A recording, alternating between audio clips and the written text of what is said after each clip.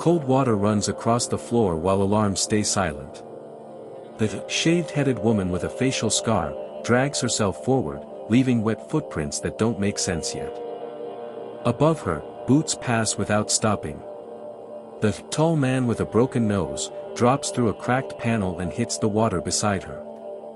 He doesn't breathe. She counts anyway, because the lights just went out and counting is all she has. Power returns with a hum, and footsteps come back. They don't look down. Somewhere else, earlier, the line didn't move.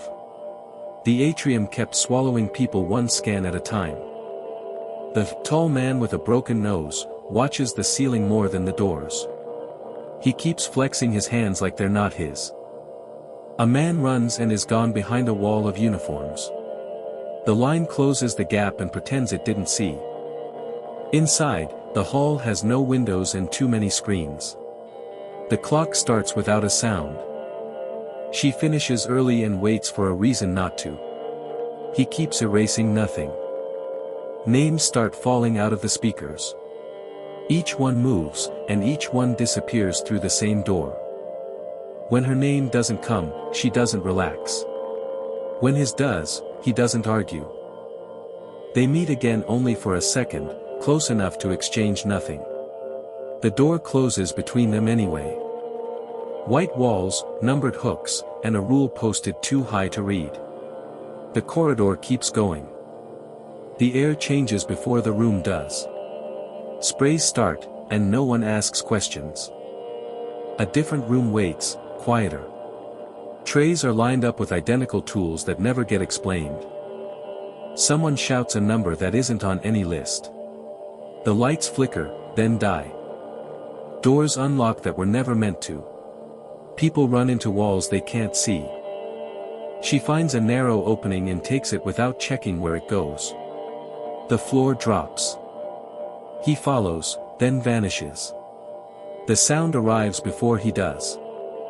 Back in the water, she counts again. This time, he starts breathing, and the boots don't stop. They climb out and don't look back. Voices echo above, and the exits feel deliberately far apart. A narrow hallway breathes warm air and hides its corners. The tall man with a broken nose borrows a jacket from a hook and keeps moving. They reach a wall of humming cables and follow them like a map that never lies. It leads them away from crowds. A locked door waits at the end, patient and clean. She checks her pockets and finds nothing. They hear a radio before they see the guard. The man steps into view and doesn't see them. A dropped card skitters across the floor and stops in light. The guard keeps walking. They can't reach it without being seen. The hallway makes a decision for them. The sign says science and the door is unlocked. Inside, glass waits to betray them. They gather a magnet, a cord, and a tray that won't stop rattling. The room notices. Footsteps turn toward the lab. They split without arguing. She disappears into metal and dust. He stays with the shadows and the sinks. From above, she lowers the cord and feels it catch. The card lifts, slow and loud. A hand reaches for it. The hand isn't the guard's. He steps into the light and doesn't smile. The jacket fits better than expected. They don't celebrate. They move. The door opens this time. Fans roar like they've been waiting. Screens wake up in rows. She doesn't know which one matters and chooses anyway. The system asks for a password that feels like a dare. She answers with silence. She sends a message to someone who knows how doors think. Time becomes a hallway again. The tall man with a broken nose stands watch and hears his radio talk to itself. He turns it off. A reply arrives like a held breath. The screen opens into lists that don't agree with each other. She finds her own line and then his. The numbers are wrong in different ways. She keeps digging and finds patterns pretending to be accidents. A lot of people were chosen early. She packages everything and sends it away. The fans change their pitch. Power surges back to full. Somewhere, someone notices. He hears boots and chooses the wrong door. The corridor shortens. She runs with a card that works and a truth that doesn't. The door behind her stays open. A hand catches her shoulder and doesn't let go. The hallway watches. He tries to help and gets surrounded by people who don't talk. The jacket stops helping. They are separated with practiced speed. The building resumes breathing. He is marched the other way, past people who won't look at him. The radio comes back on. Someone in an office watches the screens and makes a phone call. The call ends fast. Orders change without sounding different. The hallway turns back into a queue. She is brought in last and sees him across the room. No one allows time. A supervisor checks a list that was printed too early. A guard checks a watch. Another radio call interrupts the room. The trays stop moving. People with higher numbers are unhooked and pushed toward the door. She stays. He is not unhooked. The list has found its shape. They meet eyes once, and it doesn't help. The room starts again. She is pushed out into light and noise. The door closes on him with a careful sound. She is moved with the others who were spared, but none of them speak. The building feels heavier. Somewhere behind her, the procedure resumes. The sound doesn't follow, but she does. A checkpoint opens into the outside loading area. Night air hits like a rule being broken. Screens mounted on the wall show officials talking without sound. Her file is no longer there. Inside, the tall man with a broken nose is guided to the front of the line. The room is efficient. A tray moves.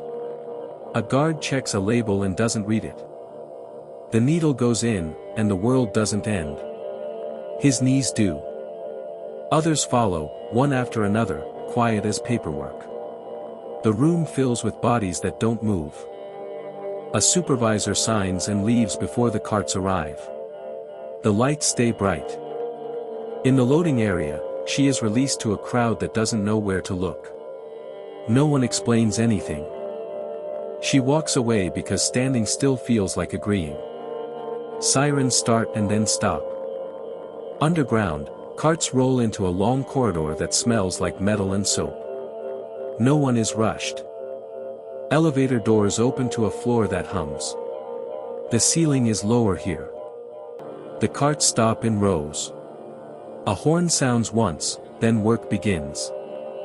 Hours later, fingers twitch where they shouldn't. His eyes open to a ceiling that isn't the one he remembers. Around him, others wake and don't sit up. Guards are already there. A voice reads instructions that don't include exits. The straps come off anyway. They are pointed toward a corridor that smells like oil. No one asks what happened upstairs. Doors open into a vast floor of machines and conveyors. The noise replaces questions. He is handed gloves and a badge with a number. The badge doesn't have a name. He works because everyone else does. Time becomes shifts. Across the floor, he sees someone he thought was gone. She doesn't look up. Recognition arrives without relief. They are both still here, and that is the rule. Above ground, a statement plays on every screen and ends with applause. She doesn't watch it. She rides home with people who think the day is over. She knows where it went. She opens a message that never gets answered. The screen stays bright. Days pass because nothing stops them. The building keeps working. He learns the schedule without being taught. Breaks are counted by horns. A guard explains the rules like weather. Leaving isn't one of them. He understands the injection now. It wasn't an ending, it was a delivery. Above, she files reports that go nowhere. The answers are already busy. She realizes survival was never the prize. It was the advertisement. He watches new carts arrive. The line keeps getting longer. Some faces recognize him before they lie down. None of them say anything. She stops expecting replies and starts keeping copies. The city keeps moving. He stops counting days and starts counting shipments. The numbers are large. The machines don't care who built them. They only care that someone does. She hears a rumor and recognizes it as a schedule. The schedule never misses. He looks up at a ceiling that has never seen daylight. It doesn't answer. Both of them understand the same thing from different floors. The test never ended. Another transport arrives underground, full and quiet. Work absorbs it. He is promoted to showing newcomers where to stand. It pays the same. Above, she publishes what she can and loses where she lives. The city keeps its lights. Nothing changes fast. That is the design. He sees someone collapse and replaces them before the belt stops. She receives one message that proves she was right and nothing else. She keeps it. Underground, he stops hoping for exits and starts hoping for sleep. The work continues because it always has. The trucks keep arriving. Above, she watches a new announcement and turns away before it ends. He writes a number on a clipboard and hands it off. The number becomes a person. She keeps moving because stopping would mean staying. The tunnels remember her footsteps. He looks at the ceiling again and goes back to work. A shift ends and another begins. Nothing is concluded. She exits the tunnel into rain and disappears into the street. The city doesn't notice. He trains someone new using the same words he was given. The factory produces and consumes at the same rate. That is considered balance. Above, she keeps copies in places that aren't hers. It is the only control left. Below, he stops expecting rescue and starts measuring time in shipments. They never see each other again. The system doesn't need them to. One walks free with proof that moves too slowly. One works forever in a place that was never meant to be seen.